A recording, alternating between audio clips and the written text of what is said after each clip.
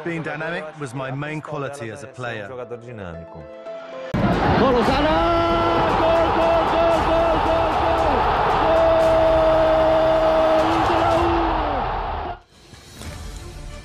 Menjadi seorang matador bukanlah tugas mudah. Anda harus bersikap dingin di depan gawang, cerdas dan memiliki senjata yang mematikan di kaki Anda. Salas menaklukkan liga di semua tim yang dia mainkan dan menjadi pencetak gol terbanyak di negaranya. Kekuatan dan karakternya dibenci oleh beberapa tim, tetapi rentetan golnya sudah cukup untuk menutup mulut para pencelanya. Bersiaplah karena hari ini Anda akan bertemu dengan salah satu penyerang paling rakus dalam sejarah. Ya, Anda akan bertemu dengan Marcelo Salas, sang matador dari Chile. Simak kisahnya. Marcelo Salas lahir pada 24 Desember 1974 di kota Temuco, Chile. Ia dibesarkan dalam keluarga yang sederhana. Ayahnya sangat menyukai sepak bola, dan dengan ini membuatnya kemudian cepat bergabung dengan Akademi Deportes Temuco. Mimpinya adalah suatu hari ia bisa bermain di Colo-Colo, sebuah klub tersohor di Chile. Tapi hal ini akan memudar dengan sangat cepat. Pada usia 15 tahun, keluarganya pindah ke Santiago dan Salas muda kemudian pergi untuk berlatih bersama tim junior Colo-Colo. Tetapi mereka justru menolaknya. Mereka mengatakan bahwa dia tidak memiliki kualitas untuk bermain di sana. Hal itu benar-benar mematahkan impian Salas. Tapi anak laki-laki itu tidak menyerah. Dia kemudian bergabung dengan Universidad de Chile, dan di sana mereka memutuskan untuk memberinya kesempatan. Salas menghabiskan 3 musim di kategori muda, di mana dia mencetak 118 gol. Kegigihan mencetak golnya kemudian menarik perhatian pelatihnya saat itu, Ignacio Prieto, yang memutuskan untuk mempromosikannya ke tim utama. Saat itu usia Salas baru 19 tahun, tetapi dia dengan cepat mendapatkan tempat di starting 11. Para fans sangat mencintainya, bahkan di sana mereka menjulukinya dengan sang matador. Sebuah definisi yang sangat jelas tentang sikap dinginnya di depan gawang. Di musim keduanya bersama Universidad, dia berhasil memenangkan trofi penting pertamanya, yaitu gelar Liga. Itu merupakan gelar yang sangat penting bagi tim awam, karena mereka tidak memenangkan selama 25 tahun terakhir.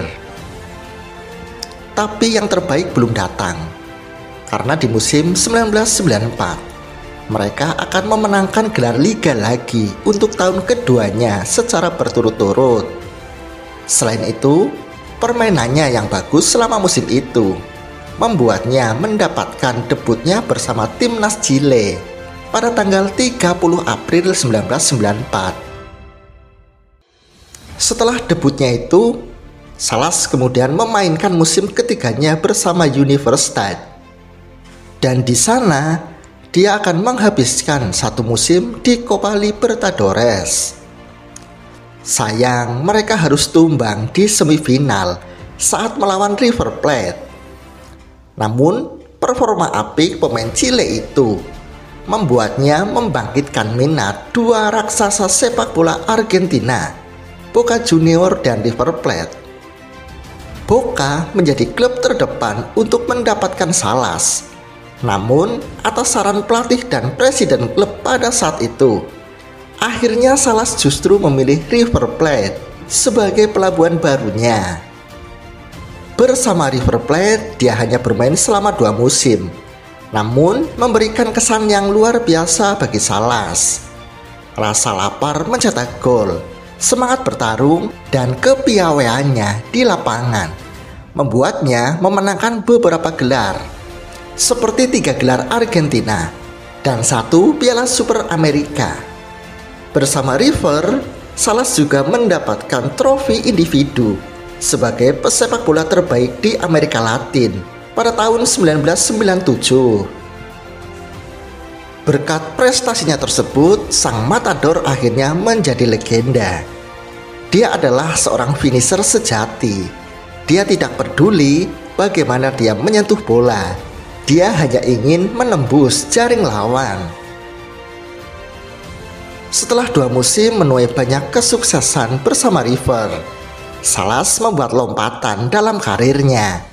Dia kemudian menyeberang jauh ke Eropa untuk bergabung dengan tim ibu kota asal Italia, Lazio. I Biancoleste membayar hampir 20 juta euro untuk mendaratkannya ke Olimpico Stadion. Sebelum memulai musim pertamanya di Serie A, Salas akan mewujudkan impiannya yang lain, yaitu bermain di Piala Dunia bersama negaranya. Salas kembali ke tim nasional untuk memainkan Piala Dunia pertamanya di Prancis pada tahun 1998. Di sana, ia akan tiba sebagai pencetak gol terbanyak di fase kualifikasi dengan torehan 11 golnya. Bersama Ivan Zamorano, mereka membentuk duet yang sangat luar biasa. 2 gol mereka saat melawan Italia dan gol mereka saat melawan Austria membawa Chile lolos ke babak 16 besar. Namun sayangnya, mereka akan bertemu dengan Brasil, di mana mereka akan tumbang dengan skor 4-1, sehingga mengakhiri perjalanan Chile di Piala Dunia Prancis. Setelah Piala Dunia itu, dia akan debut bersama tim asal Italia. Lazio telah banyak berinvestasi untuk membentuk tim yang kuat. Mereka memiliki pemain seperti Simeone, Veron, Nedved, dan Mancini.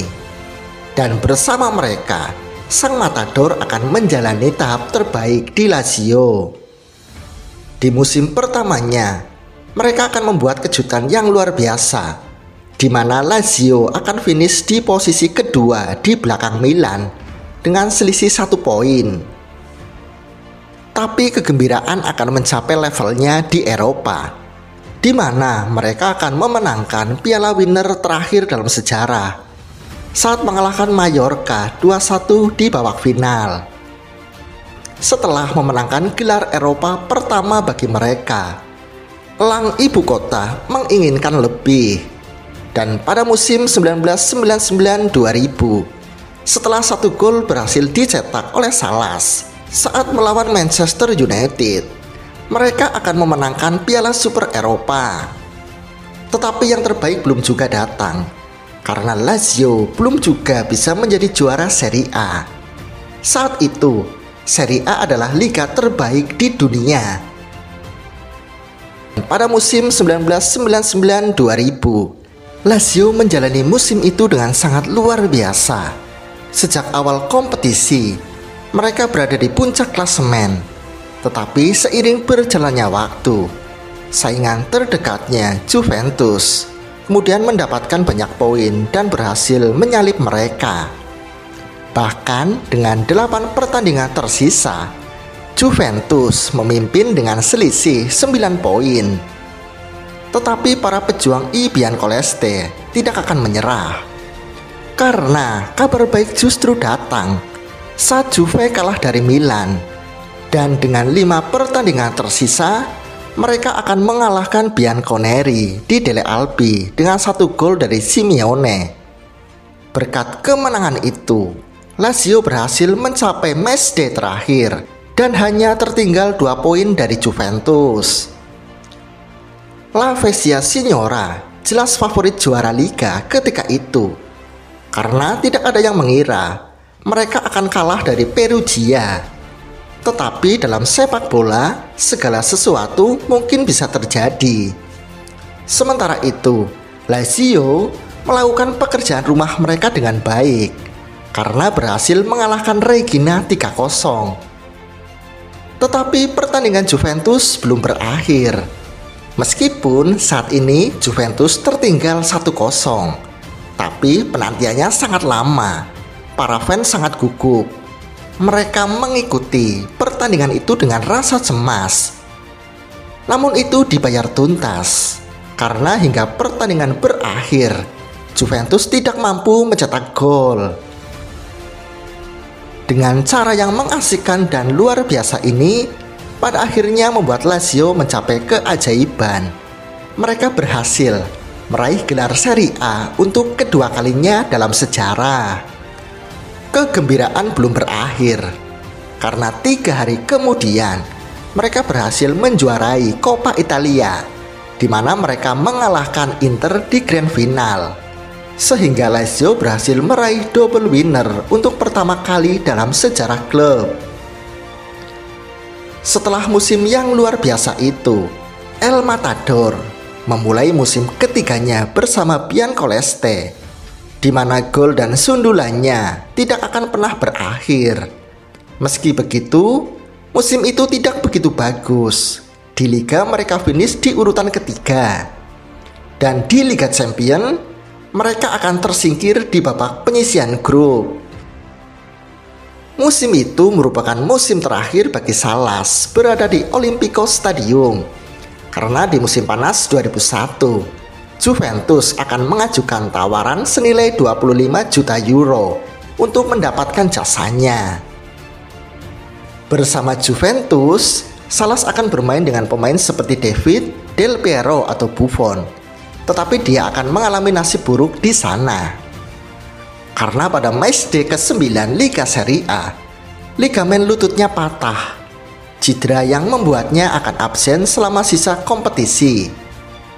Namun yang terburuk bukanlah itu, karena dalam kampanye keduanya berseragam nyonya tua, dia justru lebih banyak menjalani waktu di meja operasi akibat dari rentetan cedera yang ia kerap peroleh.